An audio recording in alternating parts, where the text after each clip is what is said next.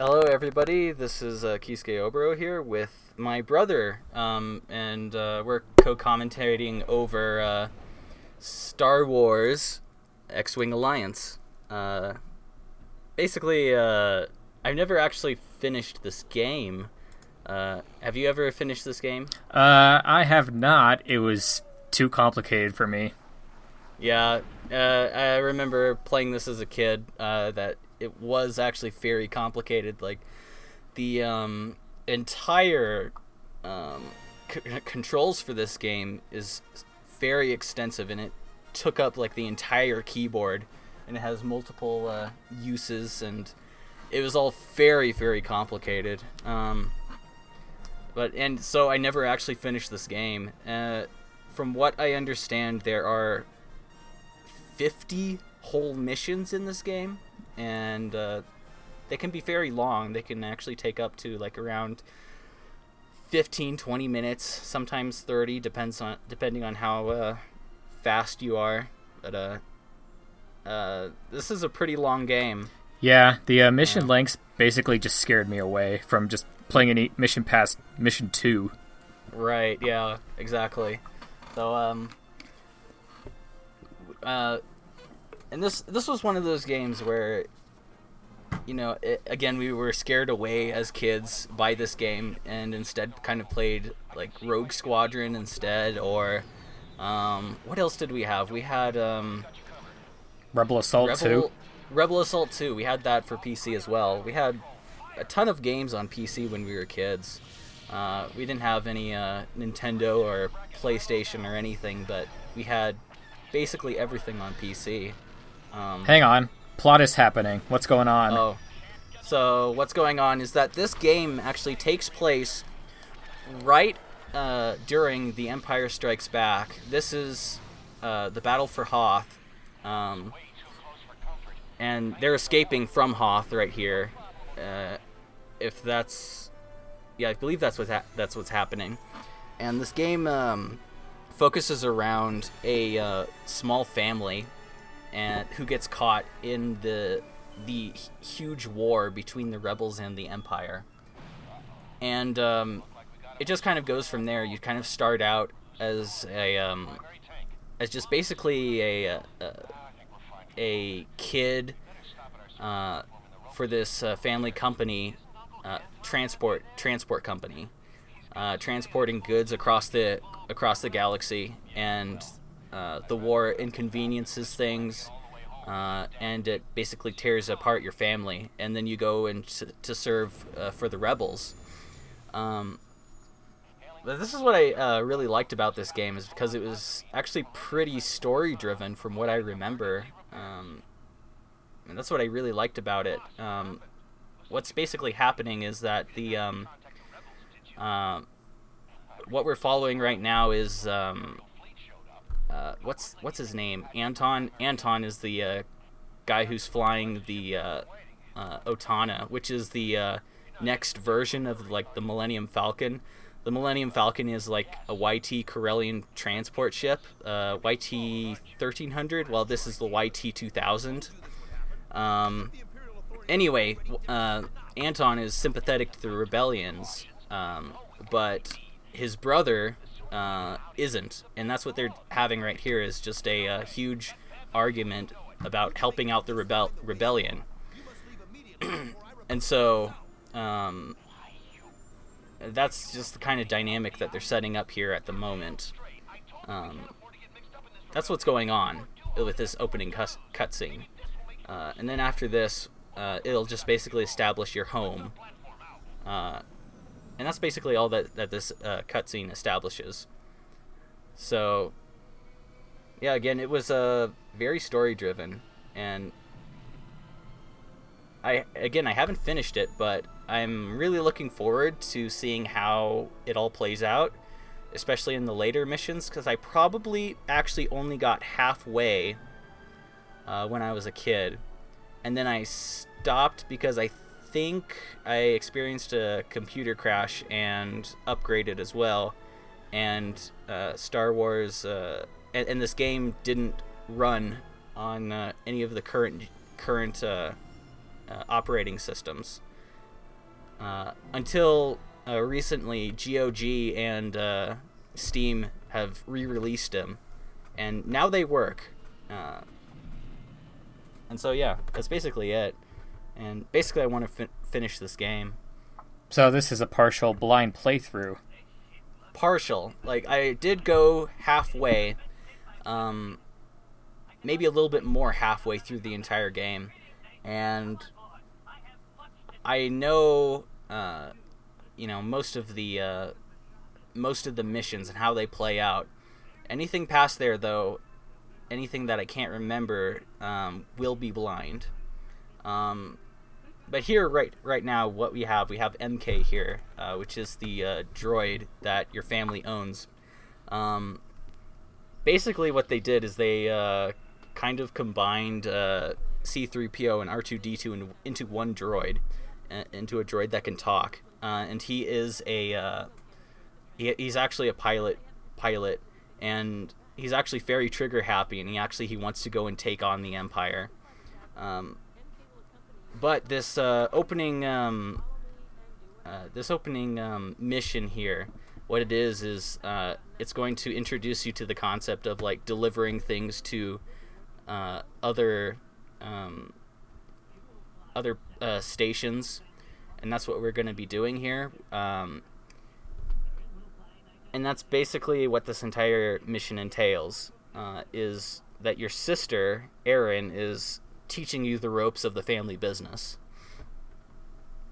So this is what the entire game will kind of comprise of, is you looking at these mission briefings, and then you will go and fly them. Of course, things don't always go as planned, and a wrench is usually thrown into many of them, and so you will have to, of course, adapt to those, and the mission will change. Anyway, here's the entire cockpit, and I also actually updated the graphics. There is right at the beginning, you saw a updated graphics logo, and it updates the graphics from like PlayStation 1 era to PlayStation 2 era, and it does a couple of other things too, but that's going on so far. Huh. And there's us. Apparently we kind of look like Han Solo a little bit. I love how he's shaking no. Well, that's I know that they're just kind of like looking around like, oh, look at around the ship. But yeah, that is true. After this, maybe I'll also show you guys the how the game actually used to look before the graphics update, and we can go on from there. But anyway, let's start the mission. It's fairly simple, and the game does okay in like teaching you the basics. For this one, it's fairly simple. Just go up to this first cargo canister and press Shift P in order to pick it up, because we're going to be delivering them to the station. Oh. So do you remember anything about these about this game at all? Just probably the first two missions, and I just glanced you playing much later missions, but already out of the gate, Shift P to pick something up. Uh-huh. Yeah. 2 keystrokes. Uh-huh. Yeah, already, well, again, yes, you have a whole wide range of keys and what they specifically do to the ship and to you. And I will be I'm going to kind of I'm going to try to ease people in with all the buttons and what they do as this goes on, maybe. Whoa. And tell you the functions that you're going to need in order to survive many of these missions, because this game is actually really hard. If you don't know what you're doing, it can be really difficult, and knowing what your ship can and can't do is probably super essential. So as things go on, I'm going to tell you guys things that you're going to need to know in order to get through these missions. So all you have to do is deliver it. You press Shift D to deliver. You do not release it, actually. I remember as a kid when I was first doing this mission, I looked at the all the keys to see what you had to do in order to deliver the cargo canister, and I thought it was release cargo, and that's all you had to do, which was Shift R, which is drop whatever you're carrying, and then you can move on. Except what you have to do is you have to actually target the platform and press Shift D, and then it'll go into an automatic thing. But right now, this is what's happening right now is very important, because this little conflict right here actually sets the entire story into motion. And it's very interesting, really.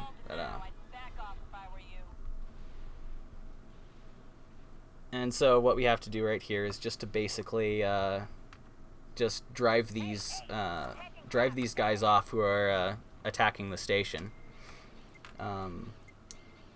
All you have to do is just basically shoot at them until their shields get down, and then they hyperspace out of the area, and that's basically all you have to do.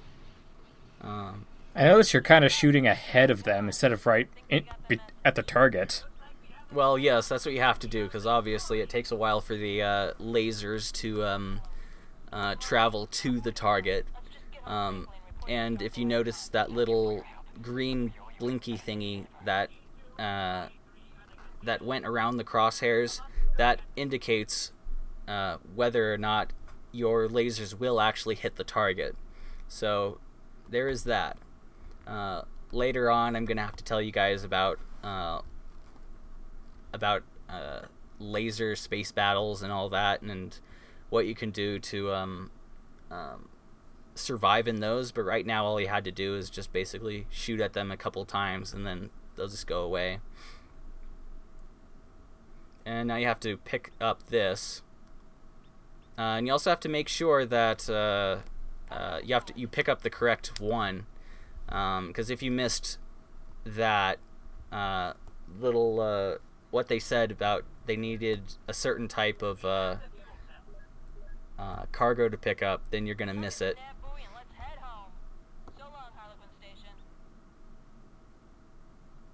And so all I have to do here is just basically go back home, and then deliver what we picked up at Harlequin Station. And that's basically the entire mission.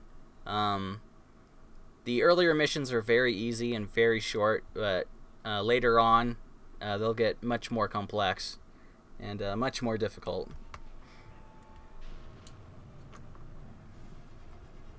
I also remember this music just going whenever you enter hyperdrive.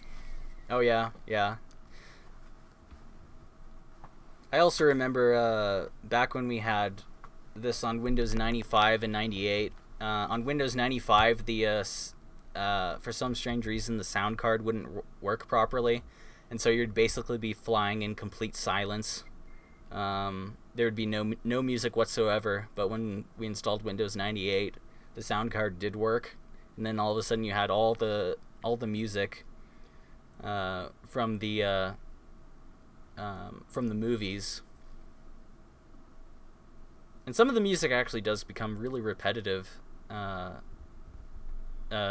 especially since this has like 50 whole missions. But again, it's John Williams music, so it's all good.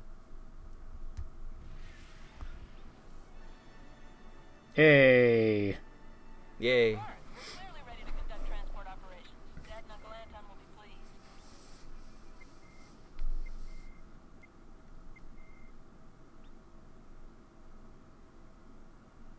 Why did you exit the hangar just to go back in?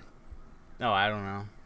Yeah, you could basically actually press space no matter which way, no matter how fast you're going, and you'll just automatically enter the hangar. It doesn't really matter. I don't know.